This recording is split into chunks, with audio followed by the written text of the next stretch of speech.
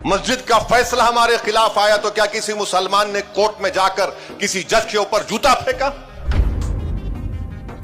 جوتا پھینکنے والے کے بارے میں ایک لفظ نہیں بولا جاتا، نہ میڈیا میں بولا جاتا ہے، کیونکہ وہ اعلیٰ ذات سے اس کا تعلق تھا۔ ملک کی تاریخ اٹھا کر پڑھ لو، جو لوگ آج مسلمانوں کو گالی دیتے ہیں اور وفاداری کا سرٹیفکیٹ ہم سے پوچھتے ہیں، اتنا سب ہم نے سہا اور کل بھی سہیں گے، مگر وطن سے نفرت کے مظاہرے نہیں کیے۔ اقتدار پر بیٹھ کر ظلم کرنے والوں سے ہم نے کہا کہ تم ظالم ہو، ہم تم سے نفرت کرتے۔ تم مسلمانوں کو اگر تم دبا رہے ہو تو تم بھارت کو کمزور کر رہے ہو۔ اور پھر آپ دیکھتے ہیں کہ اس لمبے ہمارے ملک کے سفر میں 62 دسمبر میں کشمیر میں رسول اللہ صلی اللہ علیہ وسلم کا منہ مبارک چوری ہو گیا۔ کیا آپ جانتے ہیں کہ 8 لاکھ مسلمانوں کو اس وقت ایسٹ پاکستان میں ڈھکیل دیا گیا؟ 8 لاکھ، یہ ڈیٹا ہے اس کا۔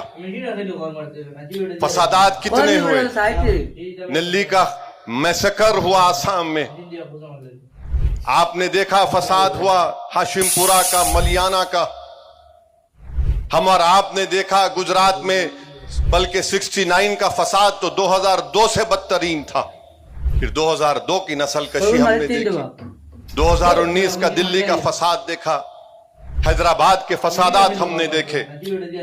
مگر ایک بات جو لوگ سمجھتے نہیں ہے وہ یہ ہے کہ ان تمام فسادات کو ہم نے دیکھا، ہماری مسجد کو شہید کر دیا گیا، اور کورٹ کا جب فیصلہ آیا تو کورٹ نے کہا کسی نے شہید نہیں کیا۔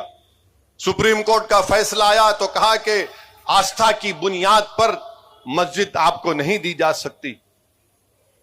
ملک کی تاریخ اٹھا کر پڑھ لو، جو لوگ آج مسلمانوں کو گالی دیتے ہیں اور وفاداری کا سرٹیفکیٹ ہم سے پوچھتے ہیں، اتنا سب ہم نے سہا اور کل بھی سہیں گے، مگر وطن سے نفرت کے مظاہرے نہیں کیے۔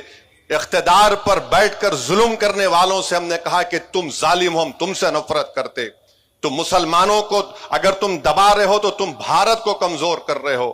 اگر بھارت ایک دنیا کا امن گاہ بننا چاہتا ہے، ایک ڈیولپ کنٹری بننا چاہتا ہے، کیسے بنے گا جب آپ 19 کروڑ مسلمانوں کو اس طرح حقارت کی نظر سے دیکھیں گے، ان سے ناانصافی کریں گے؟ اور سمویدھان میں رائٹ ٹو ایکوالٹی جو ہے وہ سبسٹینٹیو ایکوالٹی ہے، آپ اس کو بھول جاتے ہیں۔ مسجد کا فیصلہ ہمارے خلاف آیا تو کیا کسی مسلمان نے کورٹ میں جا کر کسی جج کے اوپر جوتا پھینکا؟